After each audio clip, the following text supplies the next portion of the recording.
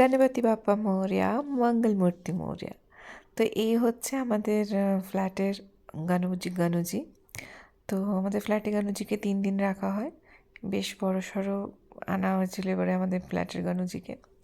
আর এই হচ্ছে আমার বাড়ি গানুজি। তো আগের বারের ব্লগটাতে এত বড় হয়ে গেছিলো যে বাপ্পার নিরঞ্জনের ভিডিও আমার দেওয়া হয়নি। সেজন্য বলেইছিলাম যে আমি বাপ্পার নিরঞ্জনের ভিডিওটা আলাদা করে দেবো, কিন্তু একটু দেরি হয়ে গেল, অনেকটাই দেরি হয়ে গেল। তো এই হচ্ছে বাপ্পাকে অ্যাকচুয়ালি আমি এবছর মানে 1.5 দিনের জন্য বাপ্পাকে আমি এনেছিলাম।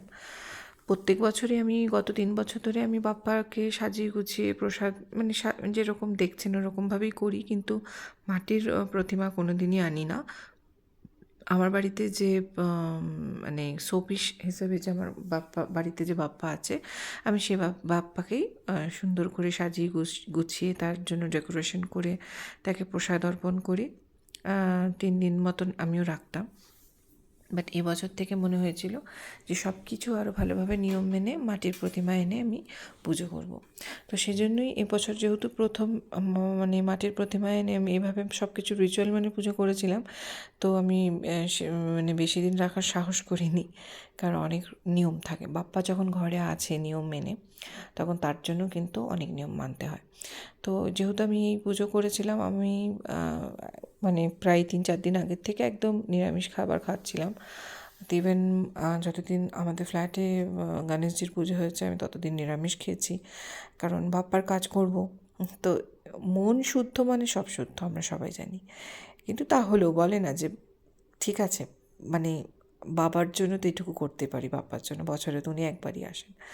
তো আমার পক্ষে যতটা সম্ভব হয়েছে, যতটুকু নিয়ম মেনে বাপ্পার পুজো করা, বাপ্পাকে ভোগ নিবেদন করা, বাপ্পাকে সাজানো, তার জন্য ডেকোরেশন করা রাত জেগে, সব আমার খুব ভালো লাগে আমার। আর তার সাথে কিন্তু আমার ফ্যামিলিও আমাকে খুব সাপোর্ট করে, মানে আমার ছেলে, আমার হাজব্যান্ড খুব সাপোর্ট করে, কোনো কিছুতে তাদের না নেই। আর তারাও কিন্তু রাত জেগে এরকমভাবে বসে সব কিছুতে হেল্প করে। অ্যাকচুয়ালি ফ্যামিলির সাপোর্ট না থাকলে, বাচ্চা বলো, হাজব্যান্ডের বলো, এদের সাপোর্ট না থাকলে কিন্তু এত কিছু একা হাতে করা সম্ভব নয়, তাই না? তো যাই হোক, ভালোভাবেই বাপ্পাকে পুজো করা হয়েছিল।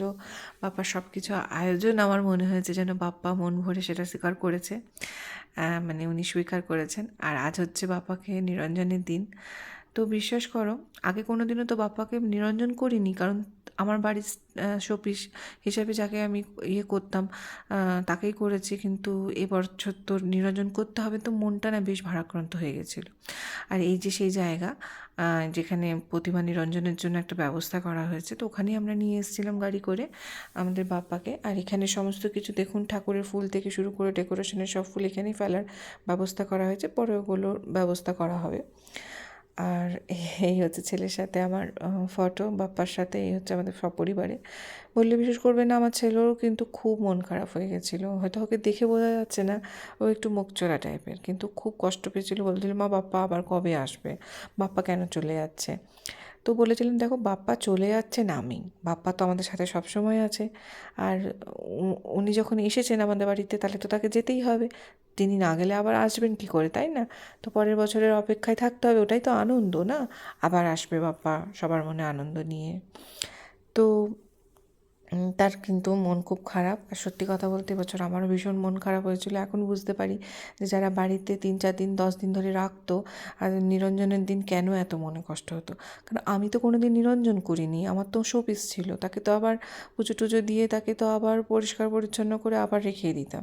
কিন্তু এবছর তো আমাকে নিরঞ্জন করতে হচ্ছে, সেই 1.5 দিন রাখি না কেন, যাই করি না কেন, তার জন্য তো এত কষ্ট করেছি, তার জন্য কষ্ট নয়, মনে আনন্দ করে তার জন্য এত কিছু আয়োজন করেছি, তাকে সাজিয়েছি গুছিয়েছি, আর আজ তাকে সেই তার সাজগুলোকে খুলে তাকে এরকমভাবে নিরঞ্জন করতে থেকে বিশ্বাস করুন খুব কষ্ট হয়েছিল।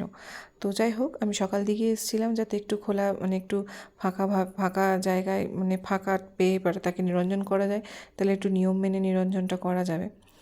তো হয়ে গেল নিরঞ্জন। আর এটা হচ্ছে আমাদের ফ্ল্যাটের বাপ্পার নিরঞ্জনের দিন।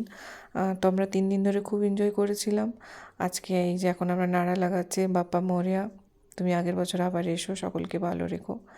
তো 3 দিন ধরে আমরা খুব ভোগ প্রসাদ খেয়েছি। এবছর আমিও আমাদের ফ্ল্যাটের বাপ্পাকে ভোগ নিবেদন করেছিলাম, মানে সকলের জন্য ভোগ নিবেদন করেছিলাম। আর এখানে না রাইস ভোগ দেওয়া যায়, মানে পোলাও, লেমন রাইস, তো আমি পুলিয়োগিরি দিয়েছিলাম এবারে। সকলে খুব আনন্দ করে খেয়েছে।